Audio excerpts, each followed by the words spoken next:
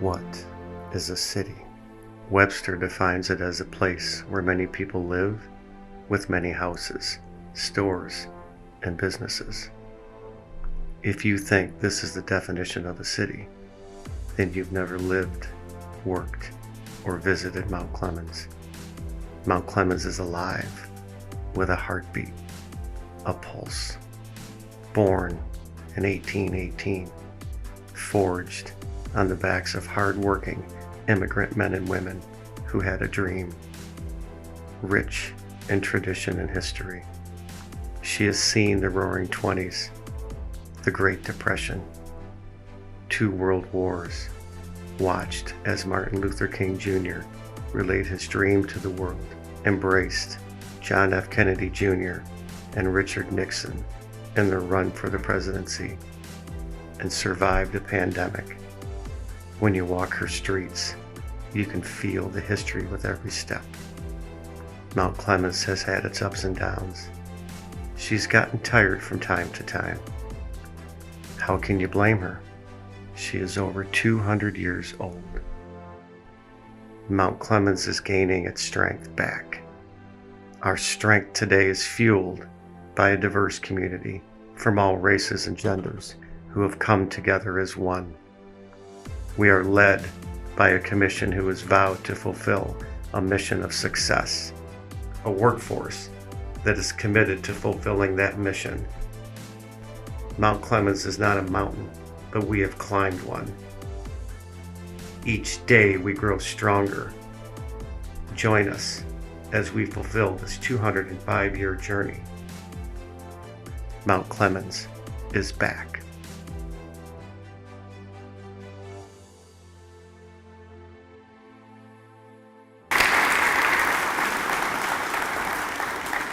Good morning, everyone. Thank you for attending the presentation of the 2023 State of Mount Clemens. I would like to thank Public Works Commissioner Candace Miller for the opening remarks. I don't think I could have paid her enough to say such nice things, so that was amazing. I would also like to thank her for her support that she and her staff have provided me and the city. She's paved the way for women in Macomb County government, and I appreciate the insight and mentorship that she's provided. I would like to thank the elected officials who are with us this morning, Mark Hackle for stopping by, representatives from Congressman James's office, State Representative Denise Menser, State Representative Kevin Hertel, Board Chairman Don Brown, Mount Clemens City Commissioner Barb Dempsey, Laura Fournier, Eric Rick, and Glenn Voorhees. November 6, 2023 will mark the last meeting of commission service for Commissioners Glenn Voorhees and Rashida Hammond. Glenn and Rashida have diligently served for the last 4 years and have represented our community with kindness and dignity. Glenn is here with us today. Glenn, could you please stand?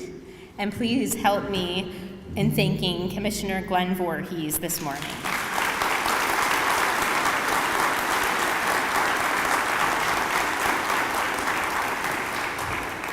Thank you for your service, Glenn. We will miss your once a Clemite, always a Clemite send-offs. Thank you again. Joining us this morning, we have also several of our Mount Clemens staff members. Please stand and be recognized. City Manager Greg Shipman, Director of Department of Public Services Jeff Wood, City Clerk Kathleen Martin, Director of Community Development and Director of the Downtown Development Authority Brian Tingley, Director of Human Resources Kevin Donaldson, Director of Utilities Leonard Bertrand, Deputy Treasurer Lori Shipman, Executive Assistant to the City Manager and Mayor Elaine Van Heis, Recreation Coordinator Leah Sullivan-Beeler, and Downtown Development Coordinator Michelle Weiss. From our fire department, Captain Nick Candela, Lieutenant Keith Ringstad, Firefighter Noah Lessner, and last but not least, probationary firefighter Jacob Piper. I want to thank all of you for the work you do on behalf of the residents and businesses of Mount Clemens. Thank you to the businesses who sponsored today's event for State of Mount Clemens. A special thank you to John Hanna, I think he's here somewhere, and his staff at the historic Emerald Theater. There were many people today who said to me, I haven't been here since I was a teenager, or I haven't been here at all, and look at this place. And it's because of the staff of John and his team that they have really done a great job on restoring the Emerald Theater to its original beauty. So thank you, John, for having this gem in our community. And of course, if you're looking for a memorable location for your next event, give John and his staff a call at 586-630-0120. From the days of the mineral baths and roses to becoming a hub for arts and nightlife, Mount Clemens has always written a different kind of story. It's not the kind of story that sells 1 million copies or that you find on a waiting room coffee table. It's a rare, limited print collectible that you'll be lucky to find in the back room of a vintage bookstore. Its early chapters seize your attention, and its spine is cracked from centuries of a life well lived. But its coming chapters remain blank, primed with potential, and are being written as we speak. Those Mount Clemens story is for those who appreciate vintage charm, for those who don't shy away from a hard day's work, for those who yearn to be a part of something bigger than themselves. Today, we will concentrate on the last 12 months of that Mount Clemens story. My hope is that within the speech, you will see our vision for the future of Mount Clemens. Someone is sitting in the shade today because someone planted a tree a long time ago. Not only is that a famous quote by Warren Buffett, but it's also the mindset of our city commission. Simply put, we're planning for our children and their future. Strategic planning has been a priority of mine since being elected. The city commission's main function is to set the vision of the city and give the staff a roadmap of priorities for them to work towards. As of August 2023, I'm happy to report that the commission once again revised a plan to move Mount Clemens forward. Over the past 3 years, we have worked towards setting measurable strategic goals that we've turned into action. One of our projects completed this year was the Shady Side Splash Fountain. This past spring, the commission voted to spend an additional $180,000 to enhance the fountain. Concrete was added surrounding the fountain, a new parking lot was installed adjacent to the fountain, along with a wrought iron fence, benches, picnic tables, garbage receptacles, and sunshades rounded out the project. As you can see from the photos, the fountain is being enjoyed by children from every neighborhood of Mount Clemens. In 2022, the city was awarded $150,000 in community development block grant funding to improve the heating and cooling units of Carnes Community Center. This brings the total completed capital improvement projects at Carnes since 2021 to just over $500,000. 2 road projects were completed in the last 12 months. The North River Road project came to an approximate cost of $2.1 million. This project was funded by the Surface Transportation Program and only required 18% match of city funds.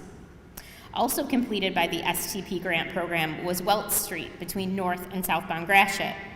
This project was an additional $286,000 of funding given to the city by the federal government.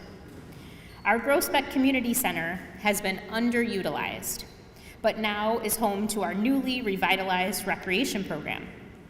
This center has many capital needs and will need significant investment by the city in the future.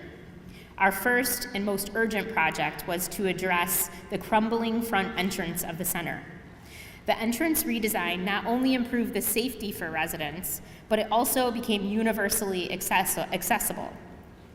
This allows our residents with mobility issues the capability to use the center with ease. Another significant investment the city made this year was repairing the Roscott parking entrances and sidewalk ramps.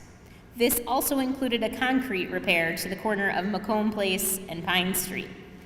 I know the suspensions of all the downtown users' vehicles are thankful for that repair. Residents may have noticed that the former Riverside Bathhouse received a new roof this spring. After the teardown in 2021, the city decided for safety and cosmetic reasons to place a roof on top of the bathhouse, making it have a much more eye-catching appearance. Continuing our theme of investing the city, the Downtown Development Authority made it a priority in 2022 to continue our facade grant program.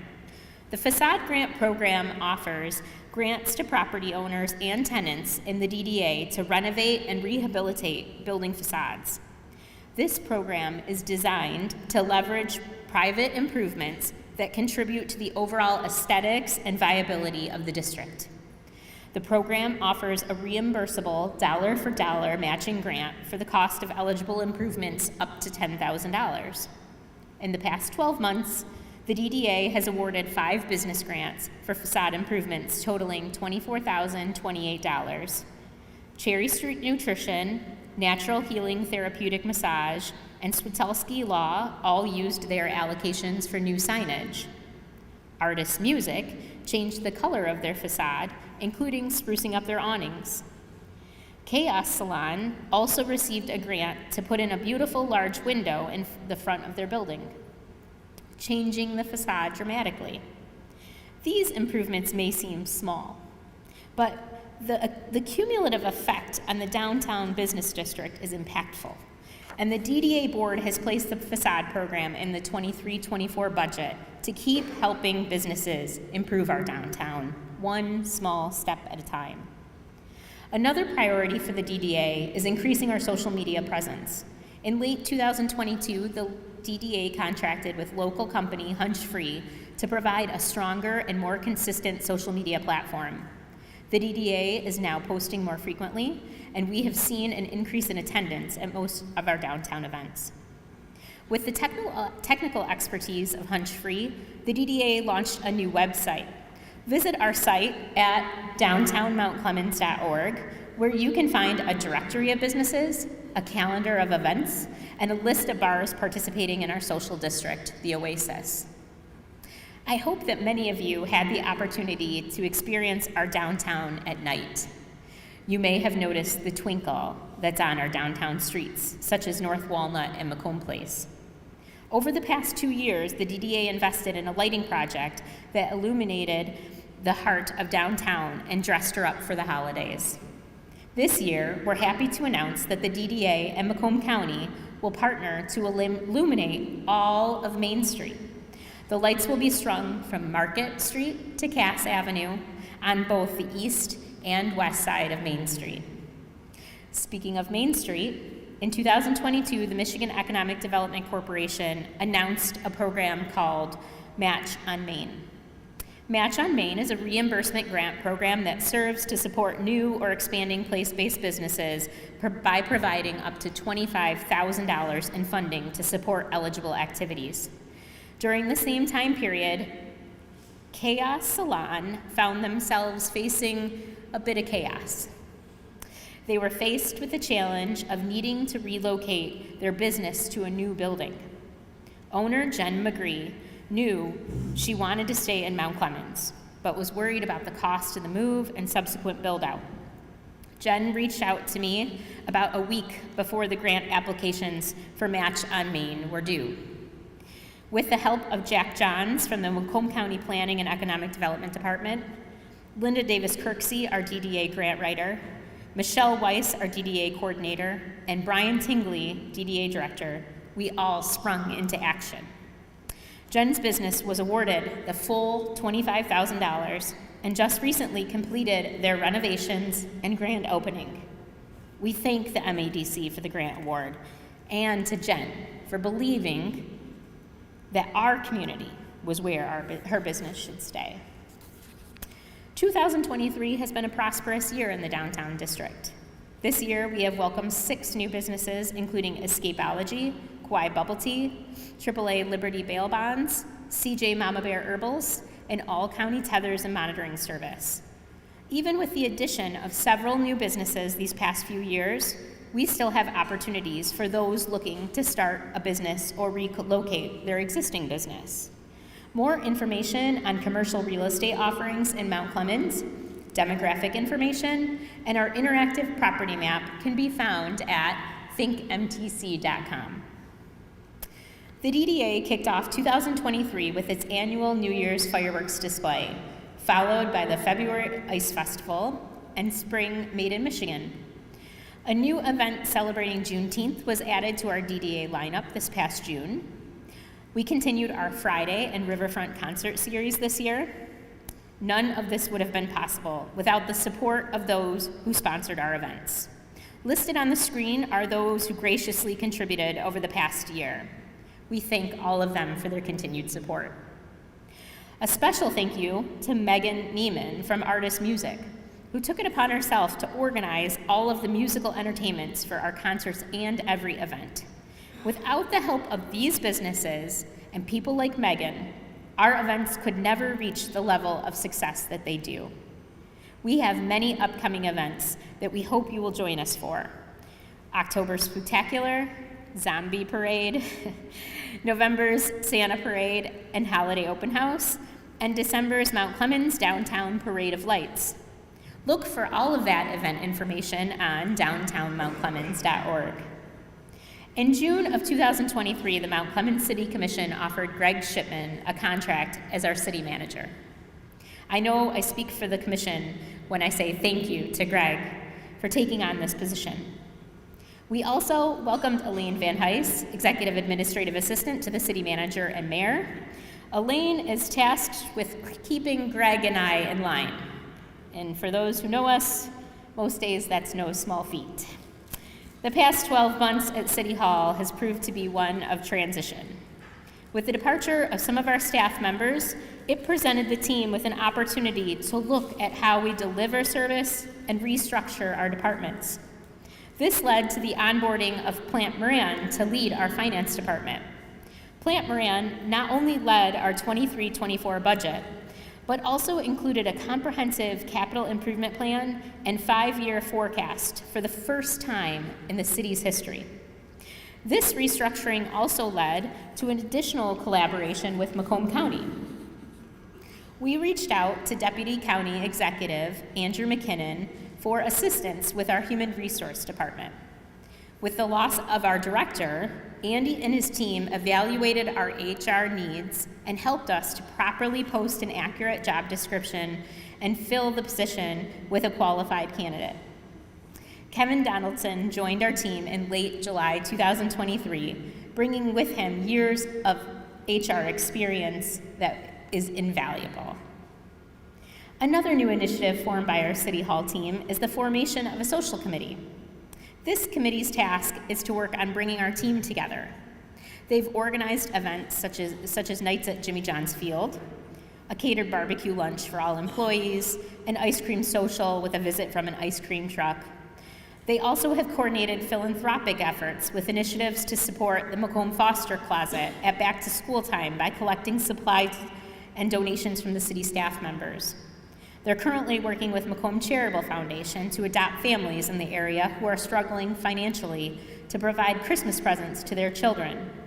Thank you to the social committee and the staff who are participating for your efforts to make City Hall a great place to work and show our community that they care at the same time. Another area identified as needing to be addressed by City Hall was the lack of marketing, social media coordination, and communications on the city's behalf. Luckily, the DDA had begun working with Hunch Free and had seen success. The City Commission approved a contract in late August to begin working with the Hunch Free team on these areas. We hope that it will increase our social media presence and also help us communicate effectively with the public. One way the city is increasing its communication with residents is our new Clementimes newsletter. This magazine-style publication is now delivered via postmail to every residential address in Mount Clemens. When we began talks with Drive Creative Services to produce the newsletter, we realized the Mount Clemens Public Library was also looking to produce a newsletter. This collaboration seemed like an organic fit, and we were able to debut our joint newsletter, our first edition, earlier this month. This newsletter is now an all-in-one guide to city resources and library programming. Also included in the newsletter is a unique feature called the Community Resource section. In this area of the newsletter, businesses and organizations can place ads or articles for a cost. A portion of the fee charged to businesses and organizations placing advertisements is credited to the publication of the newsletter and helps both the city and the library offset the cost of publication.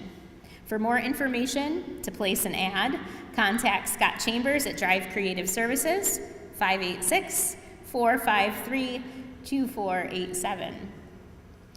Andrew Carnegie once said, "A library outranks any other one thing a community can do to benefit its people. It's a never-failing spring in the desert." 3 years ago, the taxpayers of Mount Clemens made a significant investment in the library by approving the millage in November of 2020 to fund the renovation.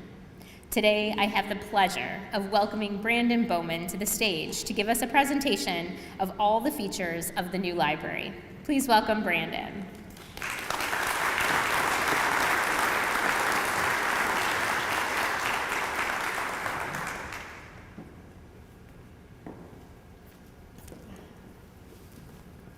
Thank you very much, Madam Mayor, for that introduction and for allowing me the opportunity here to speak today to everyone. It's an honor and a privilege to be here with you all today. I forgot. This is the first time I spoke in front of adults in a long time. Usually as a children's librarian, everyone's rolling on the floor and stuff like that, so this is a new experience. So first for me, we moved a lot when I was a kid, and about 12 times by the time I was 10 years old. And one of the first things I did in every new town was find the library. The library was where my particular group of people hung out, the nerds. And so that would be the first spot I would go and get my card. And the libraries became like a second home to me, and they became my community. So by doing that, I became a librarian because I spent most of my time there. Most of the time, I had so many book finds that they were putting me to work, and so that's how I eventually got into libraries. But also doing that, I started seeing that libraries brought together a lot of different kinds of people, lots of different communities other than just my community. And so when I became a library director about 10 years ago, I decided that it was going to be my mission to make sure that the libraries that I worked in were welcoming to all communities and all people. And so with that in mind, we started focusing on reducing the barriers to access when I started here at Mount Clemens. For a long time, the library had been a very quiet place, a very traditional library, so to speak. And so we wanted to move forward honoring what libraries are, but also making sure that we were preparing ourselves for the future that we all see coming. And so we look at it not as future-proofing ourselves, but making ourselves adaptive. One of the things we do by removing barriers to access is making it accessible for everyone. And one of the big things for that is looking at ways to provide access to people who are not traditional users. We have 23,000 potential users in the city of Mount Clemens and the pockets of Clinton Macomb that are part of the school district. Currently we have about 6,000 of those people with library cards. So we have a lot of potential customers that we have not reached yet. And so in doing that, we're looking at ways of creating services that are impactful to them. And one of the big things is making digital services a focus for us. And doing so, we are creating a new website which will have video, lost my train of thought there, video tutorials for all of the things that we have currently in the library, as well as other things that may be of interest to people. We will have things like the Liberty Book Service, which allows you to check out audiobooks and or digital books on your phone or your computer or tablet. And also on top of that, we have what's known as Hoopla, which allows you to download books and audio books as well, but also allows you access to things like TV shows and movies and British access to things for like BBC and Acorn. Another one is tutor.com, which allows for students who are struggling in school to log in and have a one-on-one tutoring session with a professional tutor for free. It doesn't cost them anything. They can do it on their phones. They can do it anytime they want to. That removes the stigma of them going in a room with a whole bunch of other students and having to admit that they need help. So this removes, again, a barrier for access. And having virtual library cards. The Suburban Library Cooperative, which we are a part of, has pushed to make sure that every student in Macomb County has a virtual library card, which will give them access to every single database that we have in our library. Also gives them access to materials in their home library and works as if they were a patron of that library. So as many as we have kids who are moving across borders of cities for school, this allows them to still get access to their home libraries and also the libraries that they're in the district of. Another thing is providing internet access to people. There are a very stratified groups of people who do not have access to internet. And so one of the things that we're doing is making sure that that is not an indicator of failure for them. They need these access to internet and things like that to complete their training or schoolwork. So we are checking out Wi-Fi hotspots at the library. We have 10 of them. People can come in, check those out, take them with them to their house, use them for 2 to 3 weeks at a time, allows them to complete their work. We also pair those with a laptop so that students who do not have access to a computer at home can use that, or a person who does not have access to a computer that maybe wants to start their own business. This can get them on their feet and start working. It comes loaded with software, productivity software like Office and those kind of things to allow them to get started. And another thing we're doing with that is we're doing a Wi-Fi on the go. We have loaded up our bookmobile, if anybody has seen that, with Wi-Fi. We move that into different spots around the city and do pop-up library there. So that allows people who don't have a traditional way to get to the library maybe access to those kind of services. One of the big things too is we have a lot of people who want to start their own businesses. And so we started a tech lab, which I think is it's not on the pictures. The Tech Lab is one of our shining stars at the library. It has the capability of doing 3D printing, and we're starting to do classes with that to teach people how to use that as for start their own business. It can make prototypes. It can make things that they can then edit and sell online through like Etsy and those kind of things. Also, we are having we have a laser cutter in there, so people can actually start making kits that they can sell, of course, again. Just teaching people these tools that they can use then to start their own businesses by getting used to it there. Another thing we have is a green screen. So we are teaching video and audio editing. We just hired a young man who is a graduate of Wayne State who has a degree in video and audio editing. He's going to be helping us set up a system that allows for us to do that in the library as well. And then, of course, we have the computer in there that will do AI creation of both scripts and also art, so that we're very excited about that as well. Maker spaces are some of the big things that we deal with now. That has been around for about 10 years. We, of course, have a smaller one, but it does allow us to do a lot. We are going to be doing tool rental, so people can come in and check out power tools, hand tools, things that they might not use all the time, power gauges, things of that nature. We will also be doing how to use those tools. We'll hold classes, so if you don't necessarily have access to someone in your life who doesn't know how to use a table saw or things of that nature, we'll have someone in the house who can actually teach you how to use these things, and you can use them on site as well. We have just installed after-hour lockers for access to materials after we're open. Though we have currently 20 lockers, so people can actually check out a book, have them put in there using their library card. They can drive up to them after hours, scan their card, and get access to materials at any time. So we're really focusing on making sure that people who work more traditional 9-to-5 jobs still have access to the library even at their schedule.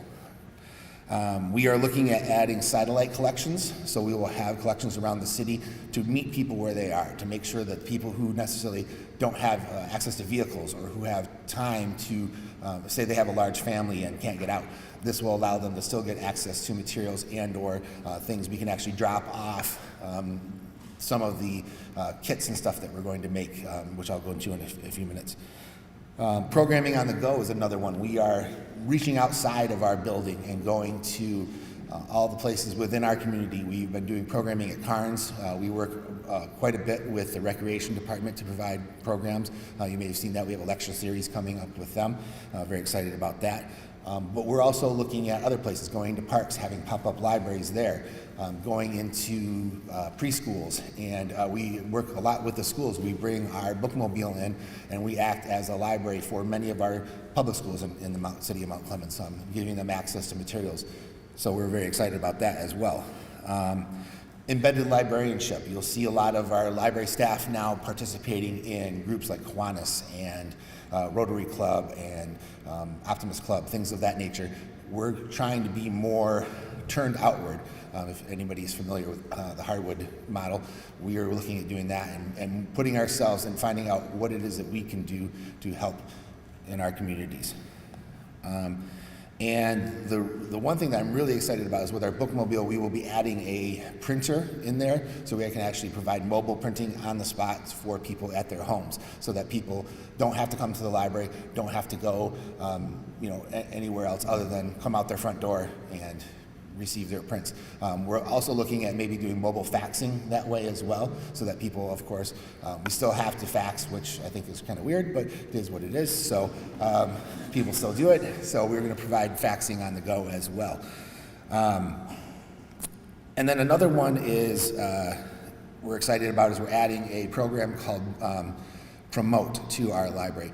This will allow people to access our online calendar and see all of the upcoming programs that are going on. And in the past, you would have to, print off a sheet for each individual event to get information.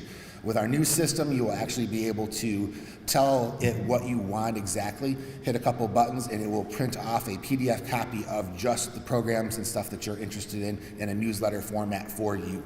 So I'm very excited about that. It will also allow the patrons and citizens to actually book rooms at the library online without having to talk to anybody. I'm very excited about this. They can check out one of our 5 study rooms that we recently added with our renovation. And so that way they don't have to even interact with anybody. They can just schedule, come in, it'll set the time limits, it'll tell them all the rules. They can check out equipment, and we actually have just learned that it can do virtual rooms, so we're looking at ways that we can use this to provide things out of our community, inside our community as well, out of the building, maybe doing like booking us at a park or something like that for an event. So those are all very exciting for us. Another thing we added, and I think you can see that was in the video, was our board game collection. So board games, while a more traditional medium, have really regained a lot of popularity over the last couple of years, and so we are actually doing board game nights and teaching people how to play these board games that are coming out. We will also be doing video tutorials on each of the games, which you will be able to link to on our website. So if you want to, by a QR code, you can just scan it on your phone. It'll bring up our instruction manual and our video of how to play that game. So trying to make them more accessible to people. As you can see, as far as the renovations go, we totally removed almost the entire interior of the library and moved into a new, still honoring the history of the building, but moved back to a more mid-century model of the way things are designed, but kept it, again, adaptive to what's going on in the future. We added a significant amount of electricity through the building. This is the first building in the state, which has a hybrid geothermal system, which saves us a significant amount of money. Our utility bills were cut by about 60% by adding this system in, and along with the LED lights. So that's a huge savings for us. Thanks to the Inflation Reduction Act, we will be getting a refund from the federal government shortly, which will allow us to purchase solar panels, which will allow us to be net zero as far as utility costs go, almost, and also green. So we're very excited about that as well. You can see we have changed our seating. We've moved more away from a traditional large table model to booth seating. More people are comfortable having those seats back to them, having a protection for their head. It promotes people coming in and hanging out. Everything in the library is created with vinyl, so it's easy to clean and also very hypoallergenic, so it's very easy for people to come in and use the system and not have to worry about getting anything, so which is also good. And we have these book gondolas, which we had created by a company here in the state of Michigan. They actually roll out of the way so we can actually use that space for meetings and or just have an open space so we can rearrange the collection at any time. And we are also just switched to a new automation system, Polaris, which is very easy for patrons to use. It's much better than our old system and allows, again, greater access. People can sign up for libraries cards online. They don't have to come into the library anymore. They can just go ahead, scan their license online. It will fill in the appropriate fields. They come in, show us that license, and we can give them a card that day immediately. So again, removing barriers to access. Overall, libraries are more necessary now than they ever have been. As we go through times of economic hardship, they become even more important. And libraries in Mount Clemens are very necessary. We still have a large group of children who are not reading at grade level that we're working diligently on and helping. Since I've been here, we've seen about a 40% increase in literacy skills in students across the street. So we're very proud of being part of that. We just hired a literacy specialist to work on our staff, who is working directly with the schools to create literacy programs. We have our first couple programs today starting, and very excited about that. The Germination Station, created by our children's librarian, who was a former teacher. A lot of our staff members have backgrounds in education, and so we're very excited about the possibilities of being able to do that. But I'd like to thank everybody again for letting me speak about my library. I could go on all day, and I'm sure it will bore everybody when I get into the weeds. But I'd like to thank you, and again, reinforce just how important libraries are to not only this community, but all communities in general. They are one of the hugest impacts of quality of life right after school districts.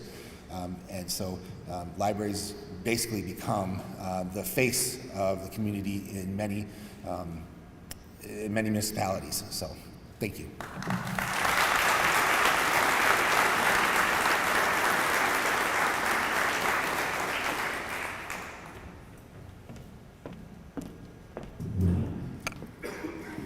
As you can tell, a lot of thought and care went into planning for the renovation and for the outcome. It's a beautiful building. I hope that all of you get the opportunity to go visit it and marvel over it, because it's just a gorgeous space. Thank you, Brandon. We appreciate it. In November of 2022, the voters passed Proposal 2 that amended the state constitution, adding election provisions. Next year, voters will be able to vote early for 9 days prior to every statewide and federal election. Our clerk's office has applied for state grant funding to offset the cost of early voting. Our clerk's office staff was recognized this year for their commitment to excellence by the Ordinance Codification Company General Code. Both City Clerk Kathy Martin and Deputy City Clerk Nancy Carter were honored to earn a place on the 2023 Municipal Clerks National Honor Roll by General Code for their outstanding and dedicated service to the residents of Mount Clemens. Well done, Kathy. I know she's here today. The Mount Clemens Fire Department welcomed 3 new firefighters this year. Nathan Townsend, Jacob Korzanowski, and Jacob Piper joined the ranks and will serve as probationary firefighters for 1 year. This past July was an exciting time at the fire station where we learned that our state representative, Denise Menzer, was able to secure a $500,000 state appropriation to Mount Clemens for a new fire engine. This new engine, thank you, Denise, yes. We very much appreciate Denise's efforts. In early September, we anticipate taking the delivery of our new engine in 2027. It's going to take a while to build that fire engine. In early September, together with the Detroit Institute of Arts and Anton Art Center, the city unveiled a new mural on the side of the fire station. The mural was created and painted by local mother-daughter artists Alana and Angelica Wines. We thank the DIA for funding the project through their Partners in Public Art initiative. Also, thank you to everyone who worked on this project. Your efforts in bringing more public art to Mount Clemens help solidify our place as Art City. With an eye to the future, our staff has been busy planning for many major construction projects that will commence in the next 12 months. Many of these projects are high dollar and transformational projects. For many years, the former Victory Inn sat vacant, becoming a large eyesore in the community. Thanks to the office of State Senator Kevin Hertel and again, State Representative Denise Menzer, who secured a $5 million state budget appropriation for the Victory Inn site to be demolished and redeveloped by developer Manchester Mount Clemens. The remediation and demolition has begun, and we look forward to the proposed development of approximately 100 units of market-rate apartments. Currently, we have fewer than 100 people living in our DDA district. This 100-unit development could bring a much-needed increase to our downtown population. Speaking of downtown, we're proud to announce that in the spring of 2024, we will begin reconstruction of Cherry Street, Macomb Place, and the New Street parking lot for a downtown revitalization project.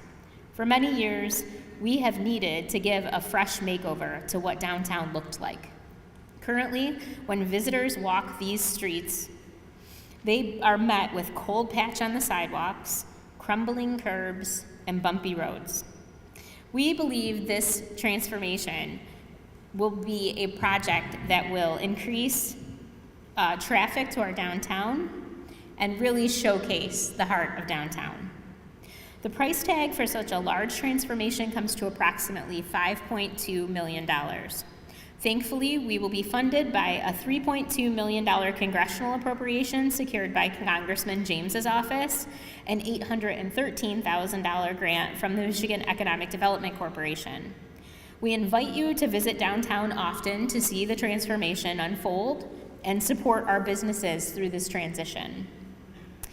In 2019, the Environmental Great Lakes and Energy Department, or EGLE, put the city on notice, to say the least, to start working on a plan to replace or renovate our current water filtration plant, or find another option for drinking water. 3 concurrent studies were commissioned, and the results of those studies concluded that there were 2 viable options. One was to rebuild a new filtration plant. The second was to connect to Great Lakes Water Authority, or GLEWA. The cost to rebuild our own plant was higher than our bond capacity. It came in at about $100 million, leaving connecting to GLEWA as the only viable option. The GLEWA option would still be a significant cost to residents, so our staff has worked very hard trying to find a way to make the project fundable. In 2023, the city applied for a drinking water state revolving funding loan in the amount of $42,713,400 to complete the project. Knowing this number would be impossible for the Mount Clemens drinking water customers to fund, we hoped that we would qualify for a principal forgiveness grant. We are happy, and that's an understatement, we are ecstatic to announce that not only did we receive the low interest loan for the entire project, but we also received $20 million in principal forgiveness from the state of Michigan.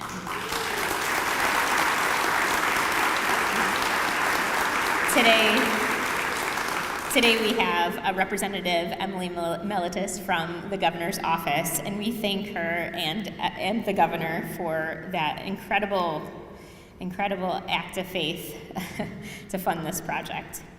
We'd also like to thank Fishbeck Engineering Firm for their help in the DWSRF loan application and for their involvement in helping us secure these funds. Construction for this project is expected to begin in September of 2024. The city also applied for a Clean Water State Revolving Fund loan in the amount of $6.2 million for the installation of a new sludge handling facility and for sewer upgrades. We received the low-interest loan in full. This was in addition to a drinking water asset management grant we received in 2022 for the amount of $416,802 for the purchase of a new Vector truck, water service material investigation, and our gate valve turning program. Look at the list behind me. $39.1 million of investment is from many different agencies for many different transformational projects. These agencies that believe in Mount Clemens, that Mount Clemens is a community to invest in. They believe that we can solve the problems that have plagued this community for years. Whether it's investing in our community centers to bring resources and programming to our residents, or to rebuild our deteriorating infrastructure, Mount Clemens is worth the investment. I'm so proud, another understatement, of all the planning and execution that has taken place in order to bring these dollars to Mount Clemens. We have formulated a plan. The team is assembled. We are moving Mount Clemens forward together. Thank you.